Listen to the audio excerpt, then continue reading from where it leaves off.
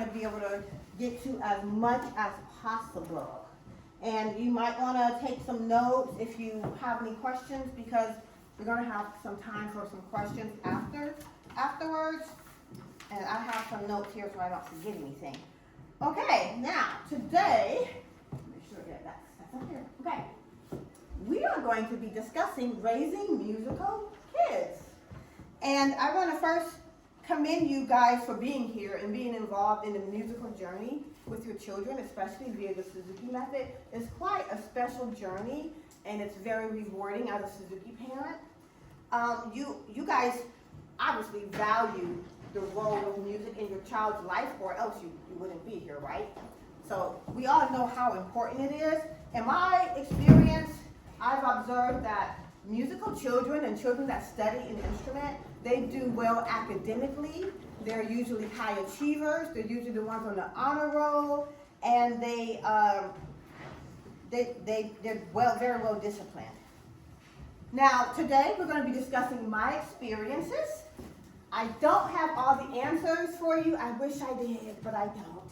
I have maybe a couple of answers, because I've had I've been kind of like a guinea pig. I've been doing this a while. But I will be brutally honest and give you my honest opinions over the past 28 years of my journey of raising musical kids. I'll be talking about my successes and my failures, because I've had both. I've had some great things, and I've had some things that just didn't go well. And I'll be discussing those with you as my experience raising musical kids as a teacher and a parent, because I have the benefit of having experience from both sides of the fence. So today is going to be the good, the bad, and the ugly. Make sure it's working. Okay. Now, to get us kind of acclimated to this topic, I want to show you guys a cute little video that I love to show parents, because this video kind of gets us ready for the topic, the first topic that we're going to talk about. And you'll see what I mean when you watch it. Now, this video, I wasn't sure if there would be any young people here, and I'm glad I see there are, because it had a couple of interesting language options that I bleeped out, you're going to hear. But it's a cute video, and I think that you will understand it. Well, first of all, we have to talk about what are the topics going to be. Our first topic is going to be gifted or hard work. And our second topic is going to be the keys to success. And then our next topic is going to be the mistakes that we all make. By the time we get to this topic, I already know I'm going to be running out of time, because I kind of timed everything already. And I'm just going to put some mistakes that we make on the screen while we do a question and answer. And we'll be having a discussion by that point. Okay, I think something got skipped here. Make sure. Okay, we're back to where we need to be. All right, now, here's the video. So, here we go.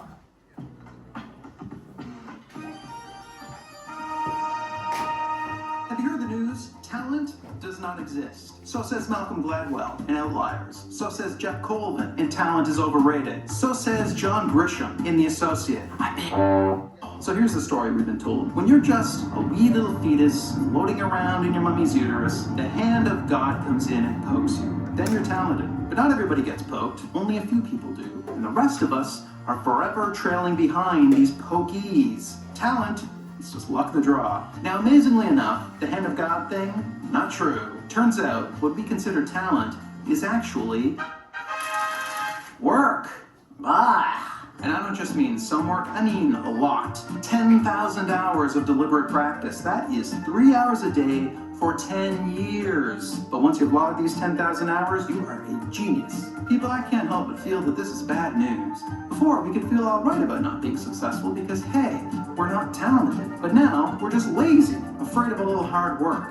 A lot of hard work. But here's the kicker. Even if you do all that hard work, become a genius, you probably still won't be successful because you don't have the other essential ingredient, luck. So if you aren't born at the right time, at the right place, to the right parents, have the right friends, the right facial hair, the most promising circumstances won't present themselves, and you will be one underachieving genius. So, to recap, out with the hand of God, in with endless toil and dumb luck. Wait a minute, we've come full circle back to luck, which which means we get our excuses back. I did my 10,000 hours. Oh yeah, I'm just an unlucky guy.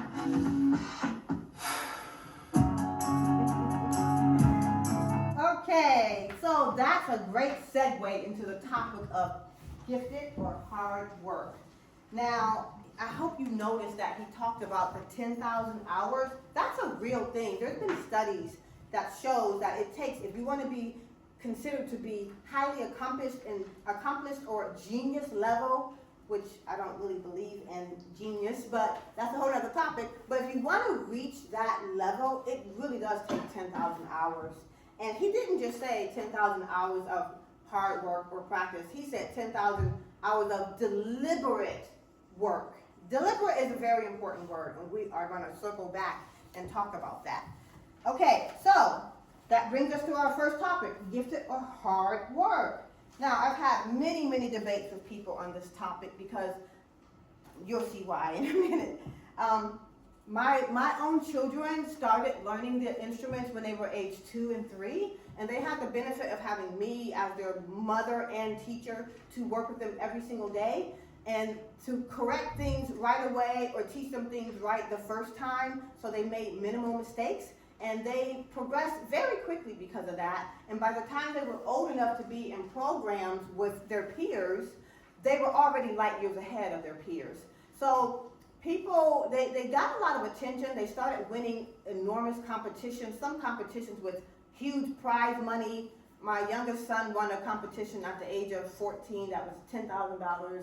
And then he won another competition, $50,000, national competitions. And because of this, and also the fact that we performed as a family together, and we traveled all over the country, it garnered some attention from our local media, and we were, especially my children, were like local celebrities in our area. So they were in the newspaper, they were on our local news stations, they were on local radio stations and national radio stations, performing their music at I'm talking about 12, 13, 14, very young ages, even 11. So one of the newspaper articles that was written about my children is here, and I actually have some copies that I'll have over here if anybody wants to take this home and read it. But this article is what really got me interested in this topic of gifted or hard work. So I'm going to read how this article starts because people would refer to my children as gifted, and it used to grind my gears because I knew that they weren't gifted. We're going to get to that. So this is how the article starts. It says, for the Elliott Family String Quartet, the dedication to practice has caused some people to describe them as child prodigies. People say that sometimes, said violinist Brendan. His sister Justine said that if they sound so natural, it's because we practice so much. Anybody can be as good as us. Hard work pays off. It's just normal. And I think she was 12. Well, this will tell you how old they were in the article. Yeah, I was so proud of my daughter for saying that because I always taught my children that they were just normal kids. They just happened to work harder than most of their peers on their instrument. Some of their peers were working harder on other things, but music was our chosen subject. So they just excelled at that. Now, my children were not prodigies and they were not gifted, even though people describe them like that. And generally, the word gifted, I don't like that word because I feel it devalues true hard work. It devalues the 10,000 hours. Most people, when you see someone that you think is a prodigy, you don't know how hard they're working and the sacrifices. It devalues the hard work and the sacrifice that people make when they are working hard, because you better believe that there is a true sacrifice that you're going to make if you're putting in that much time. For example, my children, they honestly didn't have a normal childhood. After school, they were practicing hours while their friends were playing outside. And on the weekends, they were traveling for performances. We were traveling all over the country, or they had their own performances that they were responsible for that they had to go to. So they didn't have the social life as their peers. So there's a sacrifice in anything that you're going to dedicate time to and spend these hours on. The difference between people that we perceive to be as gifted is that they're the ones doing the hard work. They're the ones doing it. They're no different than us. They're just doing the hard work. Now, it is true that some children do have an affinity, or they appear to have an affinity to learn certain things more than others. That is true. But that's a whole other subject that we don't have time to get into, but it's really because of their environment. For example, like if your parents are mathematicians, you're probably going to be great at math. If your parents are scholars in languages, you're probably going to speak different languages. So if your environment is conducive to learning certain things, you're going to be great at those things. If your parents are professional athletes, you're probably going to be athletic. So there's reasons why children have an affinity to learn certain things more than others. Now, there is an exception to this because I do believe in a true child prodigy, and honestly, in all of my years of teaching, which is almost 30 years, I've never seen a true child prodigy on the violin or the cello. A true child prodigy is someone that doesn't have an advantage of their environment making it conducive for them to learn something, or they haven't put in the 10,000 hours. They haven't put in any hours. They can just do, and it's totally unexplainable. But I bet you, anybody that you think is a child prodigy is working. They're working.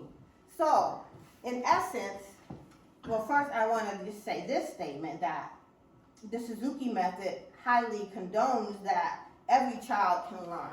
And if we immerse our children in an environment of music, just the way an athletic child may have athletic parents that has them in all the athletic events, so they're highly athletic. But if we do that with music, every child can do this.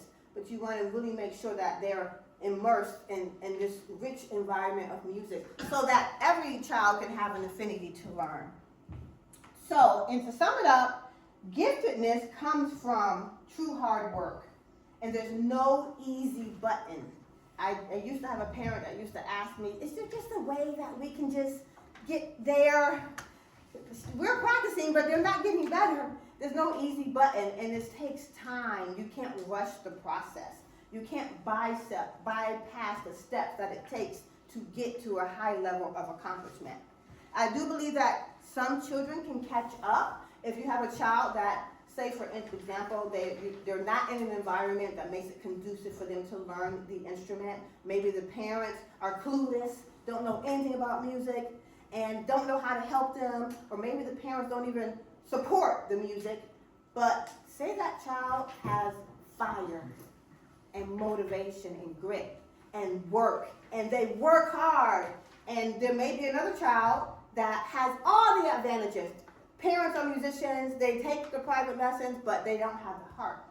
So I've seen it all the time where children that may not have an advantage to learn music, because they're so motivated and they put in the hard work, they catch up very easily. So it can happen, which leads me to my next factor, that there are many other factors in this equation to raising a child in a way that we can make them, have them be playing at a level where people may think they're a child prodigy, but they just work hard. What are the other factors? So now we're going to get into the keys to success. So, the keys to success. I love this topic. You guys might hate me for a minute by what I'm about to say. So, there's 3 elements to the keys to success. Basically, there's 3 people in the equation. There's the parent, there's the teacher, there's the student. There's 3 people. So it's pretty much a pyramid. 3 people, right? So if we were to guess who would be on the top of the pyramid, who do you think it would be out of these 3? Just call it out. Who do you think it would be? Student. The student. Teacher. The teacher. Okay. Very interesting. Very interesting. Okay. The parent is on the top of the pyramid. Sorry.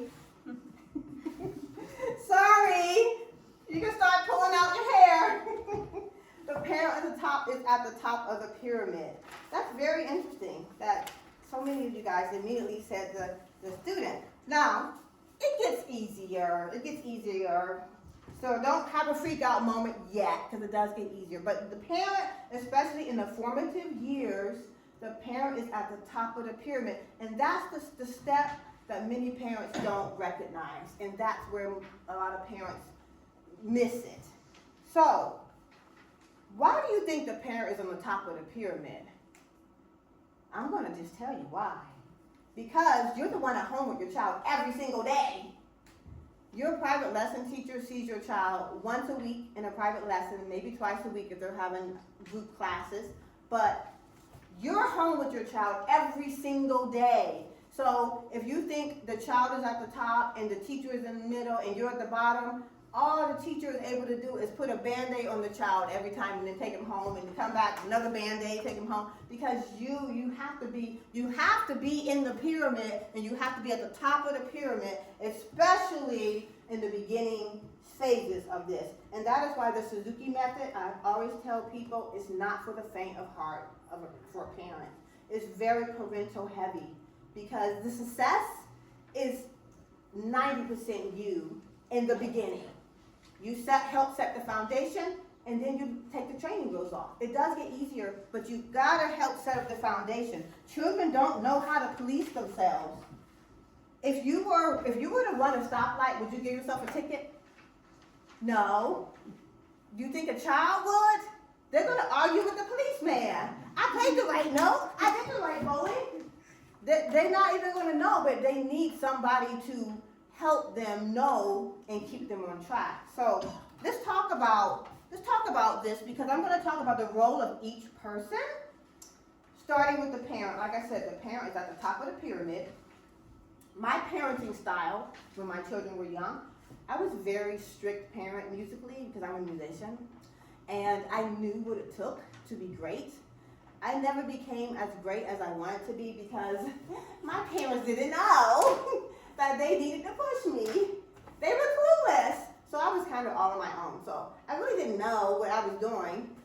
But I saw other children become great, and I saw parents that were like pushing them. So I knew what it took. So as a parent, I was very strict. I was very structured, very disciplined, regimented. My children had very strict schedules for everything.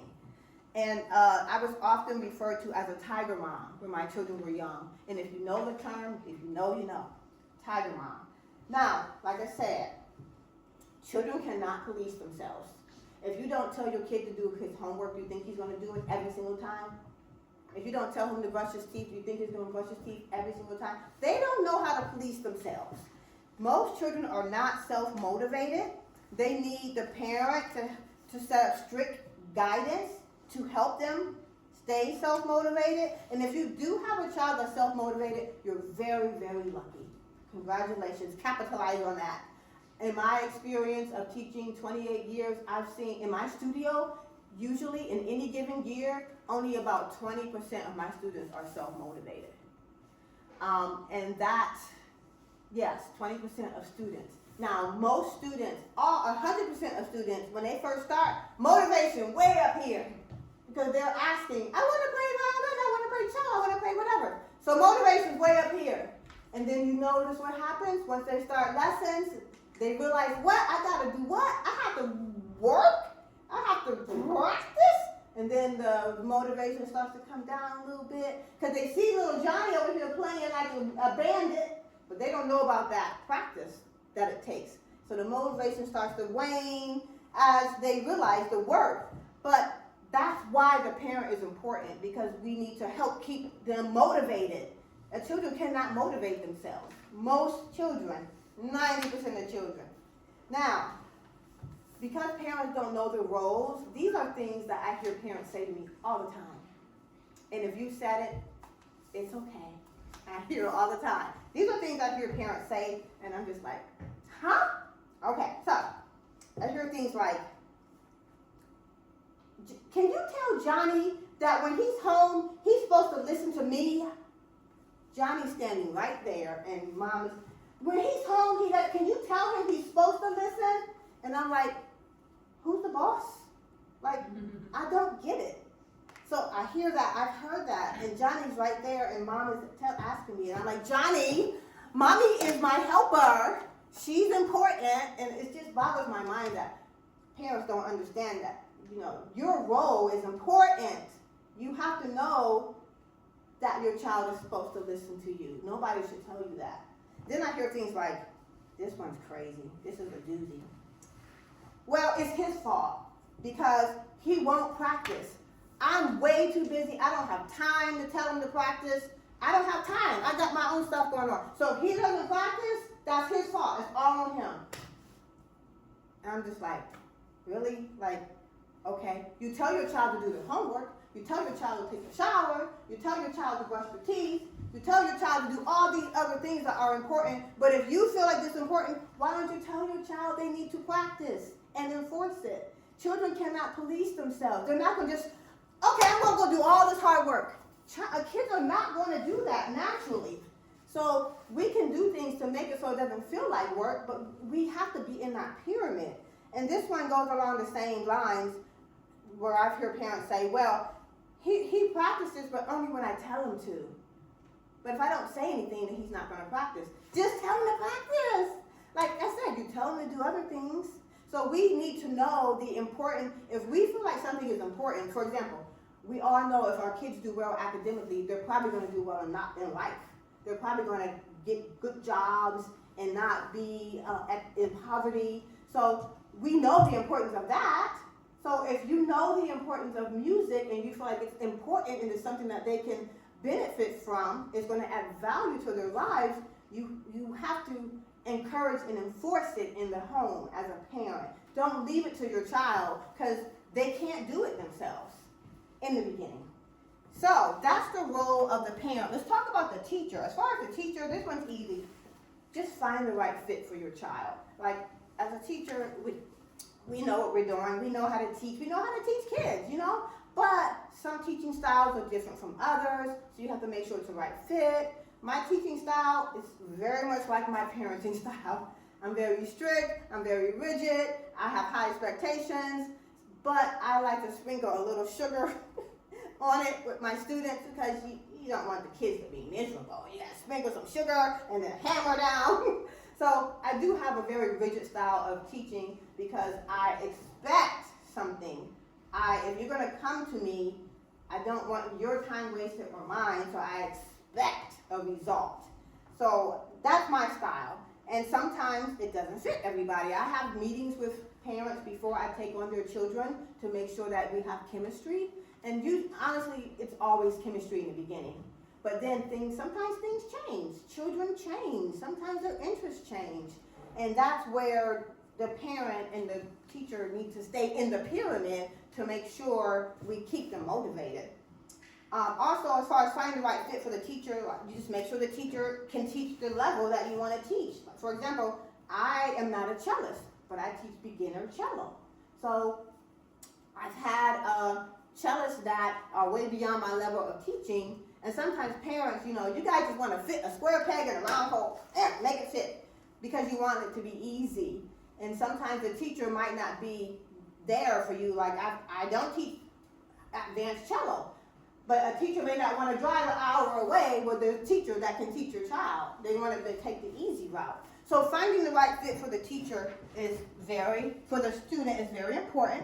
Now let's talk about the child. I think I might be able to put a smile on your face now because the child does move to the top of the pyramid eventually. With autonomy and maturity and discipline and the right setup of foundation, the child can move to the top of the pyramid. But we have to, warning, caution, don't try and do this too early. Parents are so eager to get off of that pyramid. Child is at the top. Parents are so eager to just get out of the pyramid. By the way, you never leave the pyramid. My kids were 17, 18, and I was still going to the lessons and sitting there and going home and saying, let me hear your piece before you leave for your lesson. I was still in it, although they were doing mostly everything without me. I was still checking back with them. So don't ever leave the pyramid. But don't try to leave too early. Don't try to put your child on the top too early. I have a quick story about a student that I just worked with 2 days ago. So her name is Blake, and she's 12 years old. She's very mature because she's the oldest daughter. She's the oldest child, and she has 3 very young siblings. So she's mom's helper. She's like the second mom to her siblings. Now, her mom, when she first started taking lessons with me a few years ago, her mom was always coming to the lessons. Always there.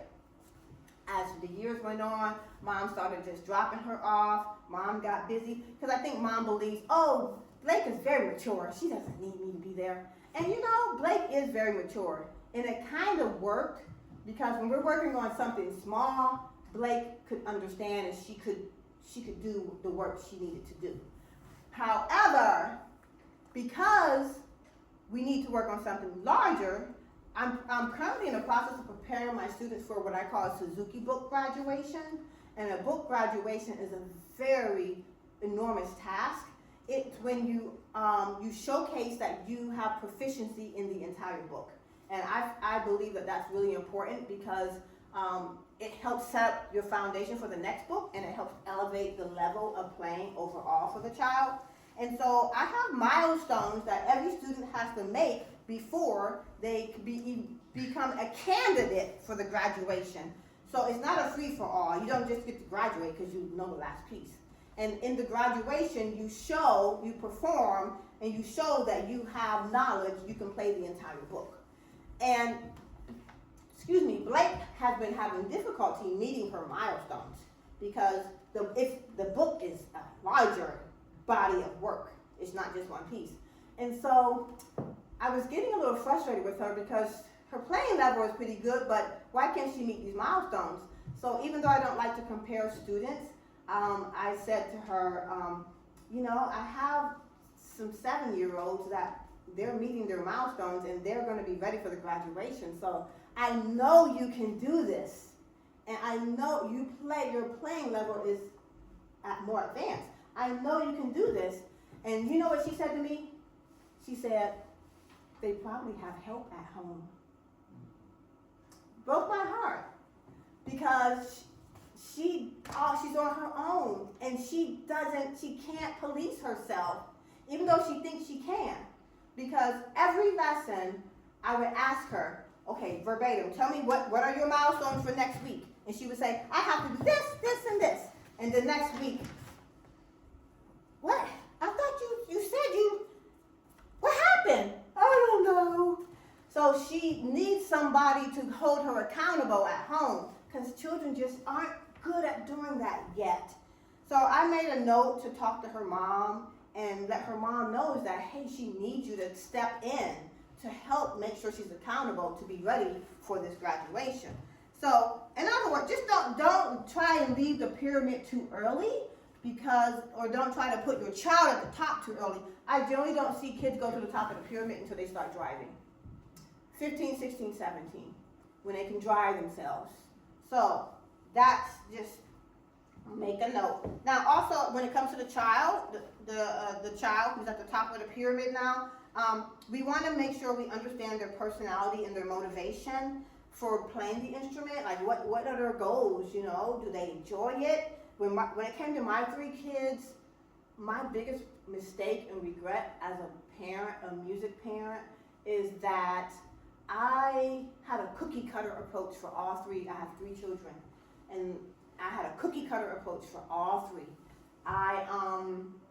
My children, they all had to practice the same amount of time, the same amount of intensity, and my sons were highly motivated and very competitive and easy. My daughter, she was the only one that ever asked me, but Mommy, why do I have to practice every day? But why? Why do I have to do this hard work every day? She was the only one that asked. My sons were like, okay, Mommy, okay, you want me to do what? Okay. They were so easy. And I didn't change my approach with her. I just made it the same. and it really did hurt our relationship later on, and I truly regret that. And because of that, I take that into account now with parents and their children. When I see things like that, I listen a little more. I listen more to the child, but still making sure that as a parent that we are at the top of the pyramid where we need to be. Now, children need a lot of patience. They need creativity. They need us to provide them with many experiences and opportunities. And they need us to encourage them to keep them motivated.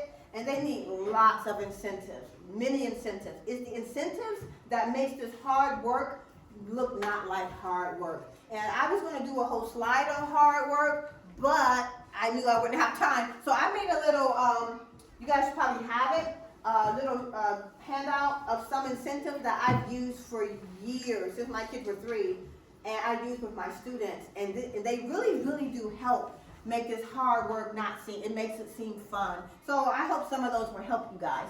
Now that your child is on the top of the pyramid, you can celebrate, yay! Because I love it when that happens, because the parent is more relaxed and not as stressed, and the child is on top. It's a beautiful thing when that does happen. Okay, real quick, I want to talk about quitting and negativity, because like I say, the motivation starts here and then it starts to wane. Sometimes kids, they're in love with the instrument and they start to fall out of love with it, especially when they realize the work. And what do we do when that happens? First of all, I think we need to realize if your child asks for the instrument, it's because they found it to be beautiful. They found it to be interesting. They were in love with it. So it's up to us to help them keep that love for the instrument, even if it's okay that you may have a love-hate relationship with it, because the practice part is not fun. So it's our job to help them realize their goals, because initially that's what they wanted in the first place. So when it comes to quitting, negativity, and rebellion, I have a couple of stories, because I've seen it go different ways. I've had students that start out strong and then they just start to become very negative and just not happy and miserable. And I have had a few students where I've just talked to the parents and said, I think you should allow Johnny to find an instrument that he enjoys, because I feel like this is traumatic for him. This is a traumatic experience. And I don't want to be part of anybody's childhood trauma. So when I see it turning toxic, I try and recommend that the child be allowed to listen to the child, pretty much, like maybe I should have did with my daughter. That's the lesson I learned. But I've seen it turn around too. I have a beautiful story about a little girl came to me at 5 years old.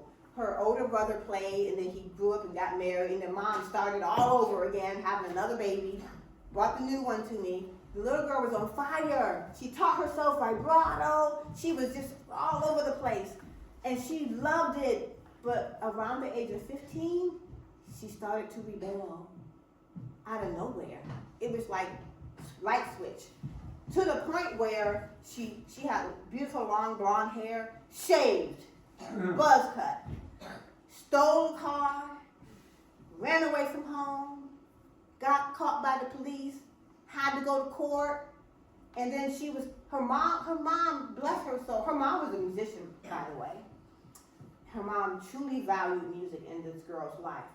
So the girl would come to her lesson. She's 15 now. She was blonde, dyed her hair pitch black, emo, black eyeliner, black everything. She'd come to her lesson, black everything, and she's like, I don't want to play the violin anymore. And I was like, oh, that's sad. And she said, well, it's not because of you, Miss Elliott. You're a wonderful teacher. It's just that I don't want to play the violin. I don't like it. My mom's making me do it. Mom's sitting right there. Mom comes to every single lesson, never misses a lesson, never. She's a great mom, chef's kiss. And so this was going on for a good 6 months, the whole school year. And finally I said, Mom, maybe we should let her, I didn't think she wanted to play any instrument. Maybe we should let her find something she enjoys. Because, I don't want this poor girl to be traumatized.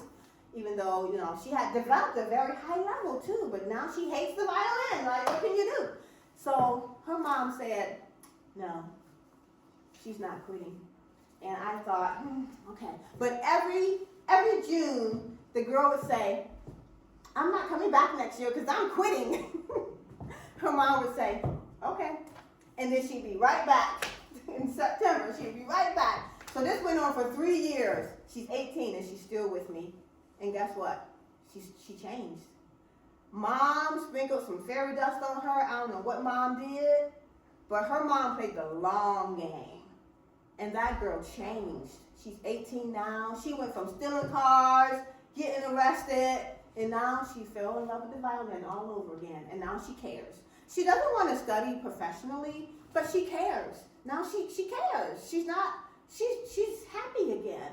So I'm just saying it can go either way, but if you know your role, then you know how to help your child.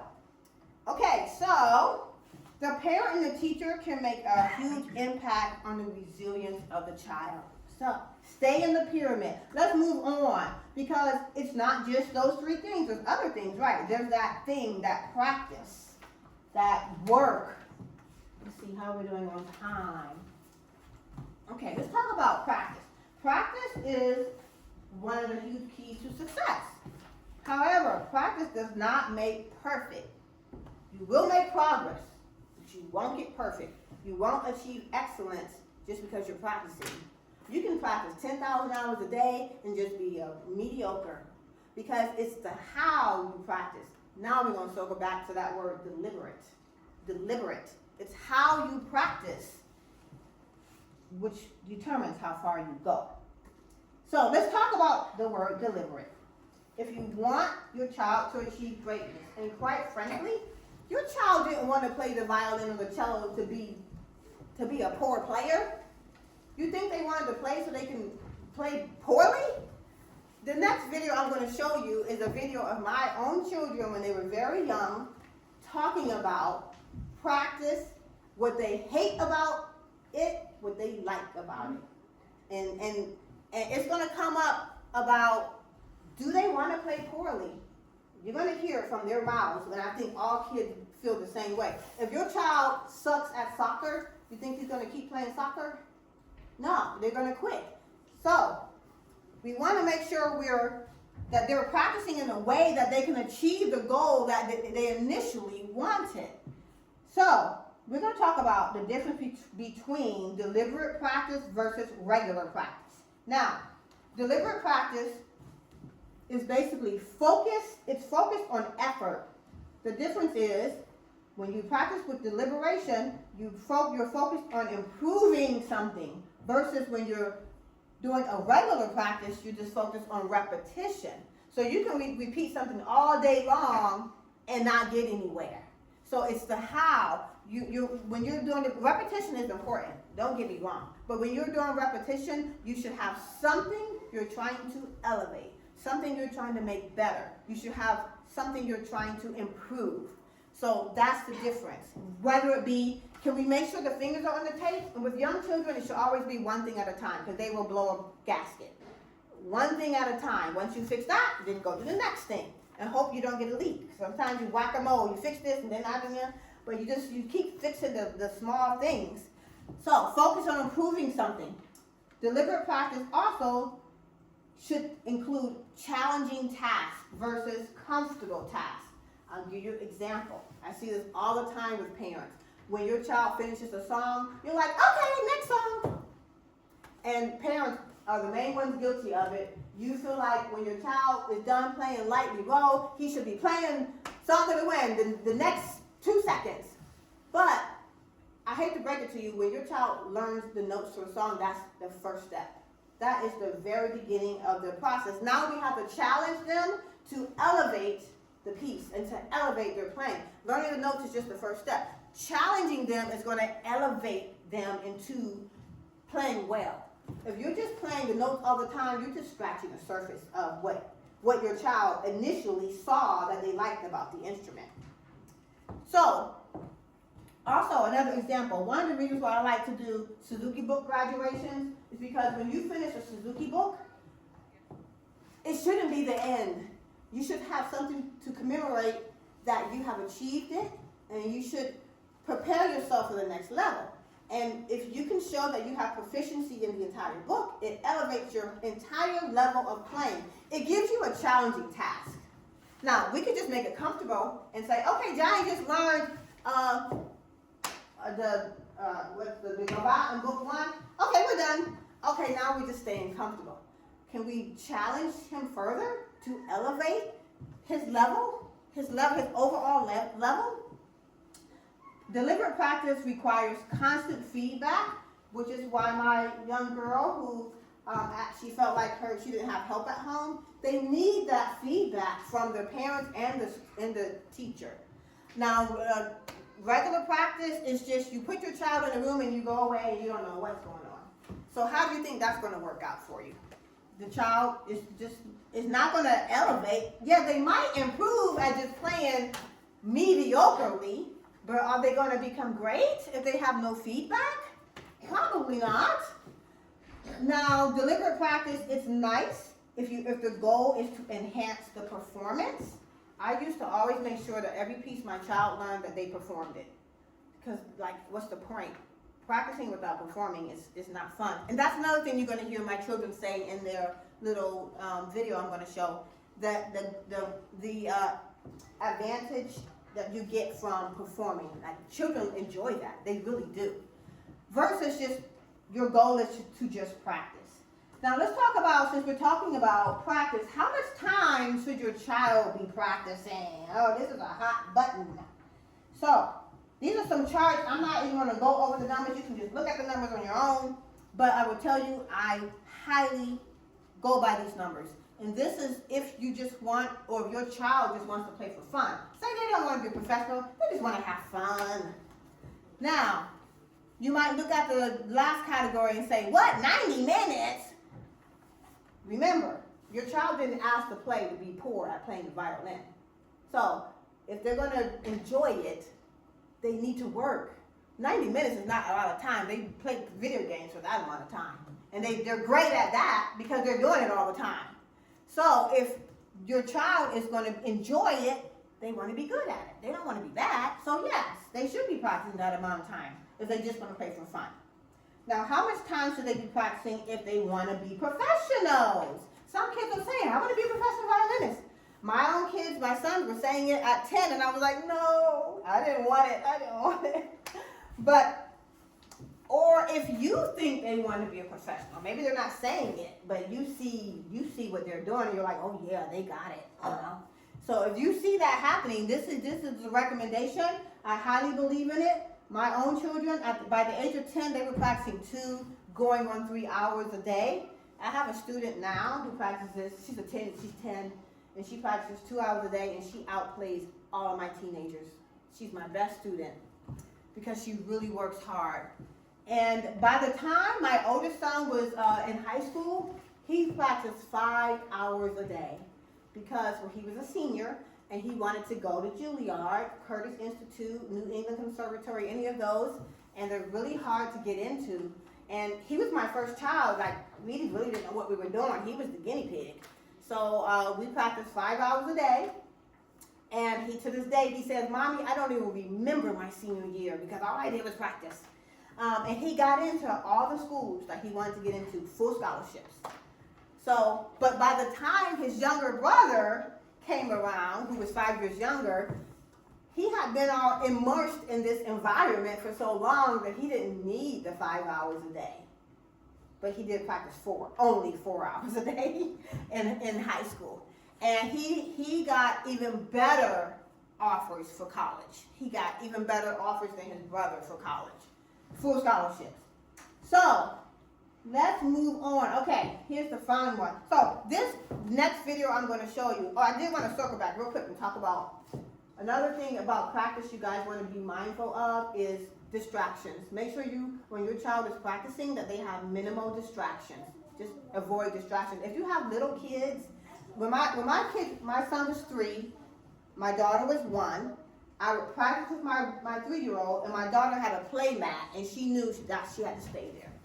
She couldn't be running all around, because how is her brother going to focus on this work if his sister's running around. So if you have young kids, make sure every child is doing something to keep them busy while the one is working, because it's just not fair. They're not able to focus. And then cell phones. When cell phones became a thing, my children knew as soon as it was time to practice, cell phones go in the basket because it's a distraction. So make sure that they get the most out of their practice time by having minimal distractions. So this next video is going to be a video where my own children speak and talk about practicing, and you're going to see some of their practicing habits. This video was made because we were going to be on a television show about talented families, and they asked us to make a video diary to help them, do the show. The show ended up not happening because the producers changed or whatever, but I had made the video anyway, so I like to show this to parents because I love how my children talk about how they feel about all this hard work and how they feel about what they like and they don't like. So here we go.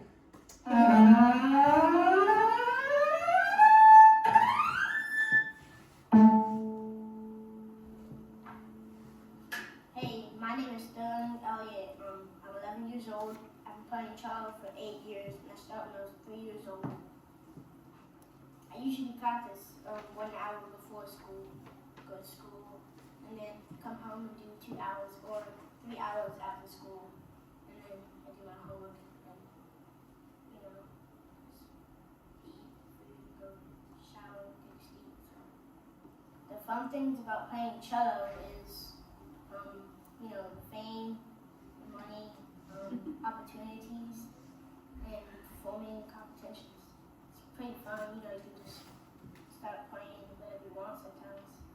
The bad thing, the thing I don't like about it is practicing, I guess.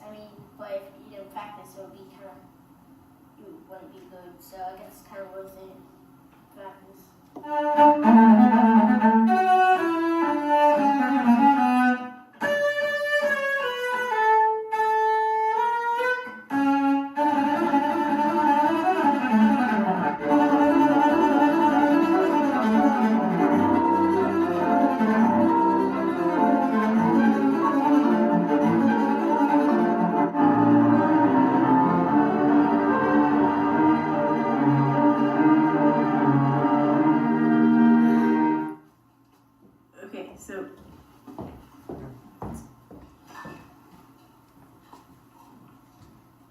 Hi, my name is Justine Elliott. I'm 14 years old and I've been playing the violin since I was 2. What I like about playing the violin is after performance, when someone compliments me and say they enjoy listening to me, it makes me feel like I'm doing something good for the people. And I also enjoy soloing by myself most of the time because it just feels good, I guess. Yeah. What I don't like about playing the violin is, I don't like practicing 3 hours a day because it just takes a long time and it's hard work, but it's worth it. When I grow up, I want to be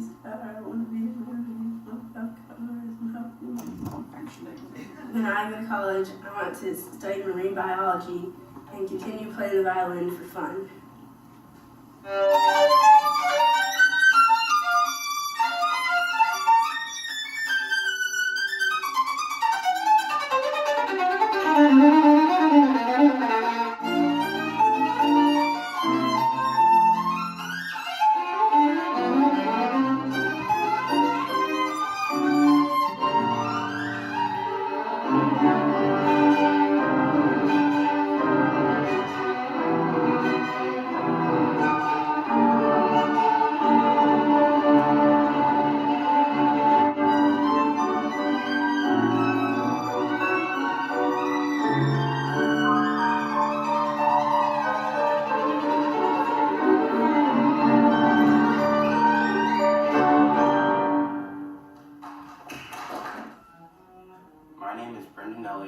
I'm 16 years old and I play the violin.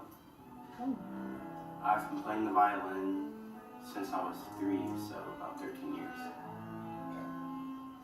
what I like about the violin is that it gives me a way to express myself and have fun.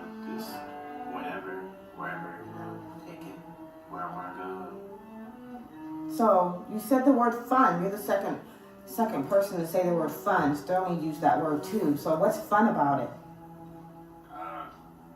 Well, it's fun to be good. Mm-hmm.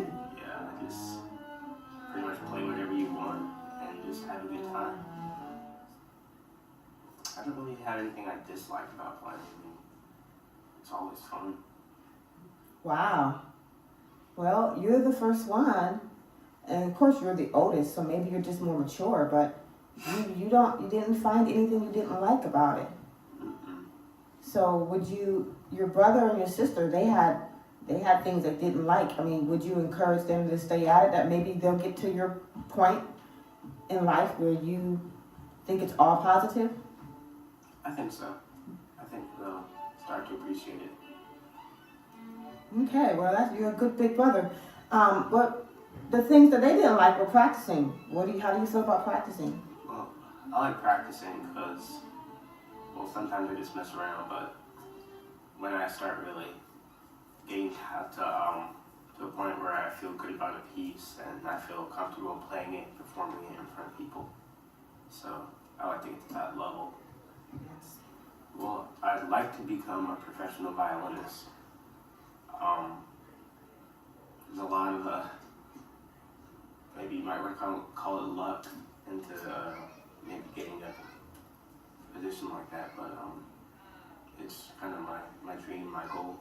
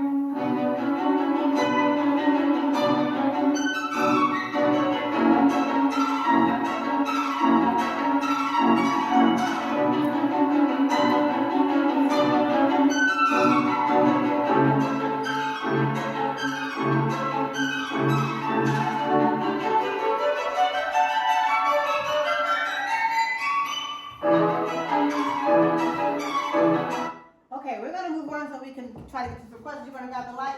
Okay, so I hope you enjoyed that video. I hope you saw that there was a common theme that they pretty much all said in their own words, that if you don't practice, you won't be good. They pretty much all said the same thing. Even though my daughter, she hated it the most, but she did enjoy being good at playing the violin. All my children, they ended up all earning full scholarships to college for their instruments. My daughter, let's talk about her, because she never wanted to be a professional musician. She always wanted to be a marine biologist. But guess what? Her senior year, she said, "Mommy, I want to go to school for violin." And I was like, no, because there were things that I was a little lax with her with the repertoire, but she had the skills, as you saw, because she was practicing the 10,000 hours. I was regimented with that, but there were certain pieces that I didn't make her do because I didn't think she would need them. So we had to touch up some things, and she caught up real quick, and she earned full ride to a university for college. She didn't go to a conservatory because she wasn't as serious as her brother, but she still got a full ride. Now my sons, they became professional musicians. My daughter, when she graduated from college, even though she had a full scholarship for violin, she quit violin. And that's fine, because the goal here, we're not trying to create professional musicians. We're trying to create human beings that have a skill they can enjoy, that have learned how to have discipline in their lives, that can help them in other areas. There's so many other reasons for being able to play an instrument well. My sons became professionals. And yes, my youngest is a soloist. He travels all around the world performing as a soloist. And his brother, Brendan, the oldest one, plays in the professional orchestra. Now, the point is that we don't know where this is going to take our children. It's not the destination, it's the journey. And it's important that we treat it that way. Next, I'm going to put some common mistakes that we make that you can just read on your own. Mistakes that I've made, we just make mistakes. And while you're reading that, if anybody has any questions, this is a good time. Raise your hand or just have any questions. Maybe I was just that thorough. I know I just downloaded this dump information on you. Yes.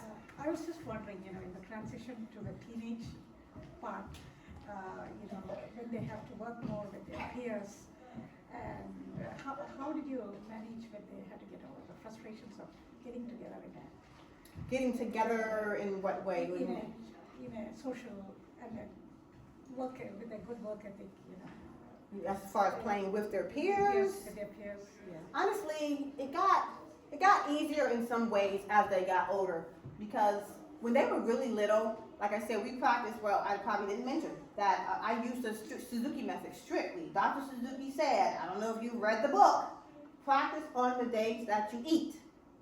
And we did. My kids would say, are we practicing today? Did you eat today? We did that. But then I started feeling like, well, everybody deserves a day off.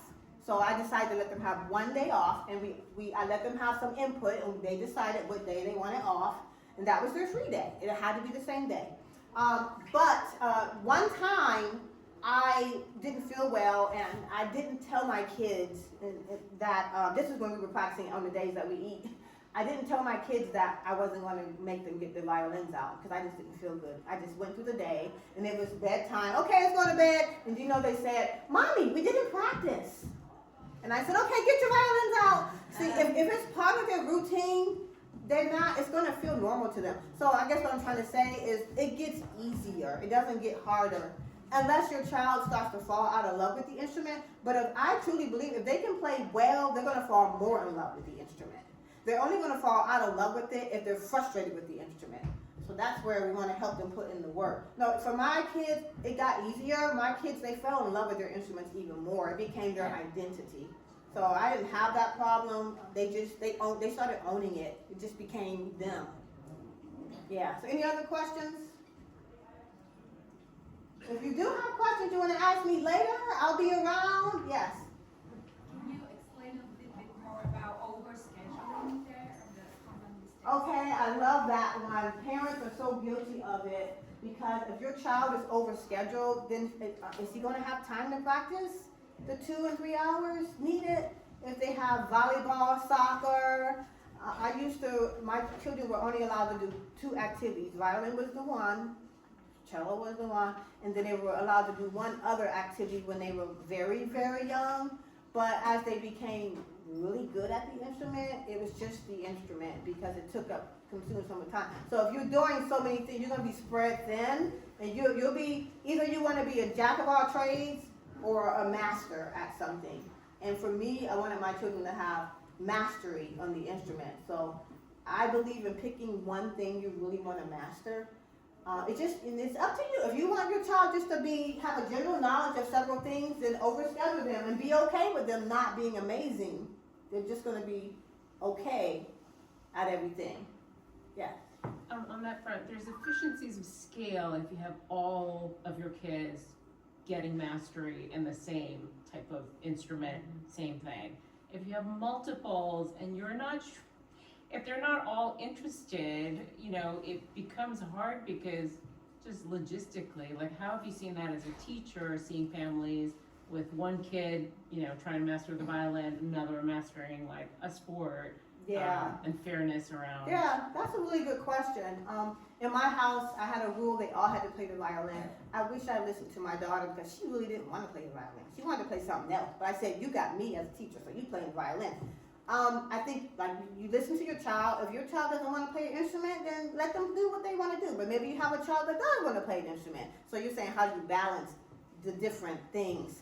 I think, like I was saying, when the one child is working on the instrument, you just have to make sure the other children aren't distracting, and that they have something else that they're doing, and just allow the child. And for me, as a child, I was the only one in my family that played the instrument. And it made me feel special, because I felt like it gave me an identity that may be different from everybody else. I find that most students where they come from families where they're the only ones that play, they feel special because they have something different. So I just say allow them the time that they need to develop that mastery with minimal distractions from their siblings, and allow their siblings to be great at their things. Everybody has their own thing, but just allow them the time they need and the space they need and the discipline they need to become great at whatever it is. But I think it can be done. I've seen it done with my students where they're the only ones that play the instrument. Does that help? Yeah. How many children do you have? I have 4. Ah, Yeah. how many play an instrument? Last year I had 3, but the 5-year-old, I just did not have the patience. So I'm back down to 2. They take a lot of patience.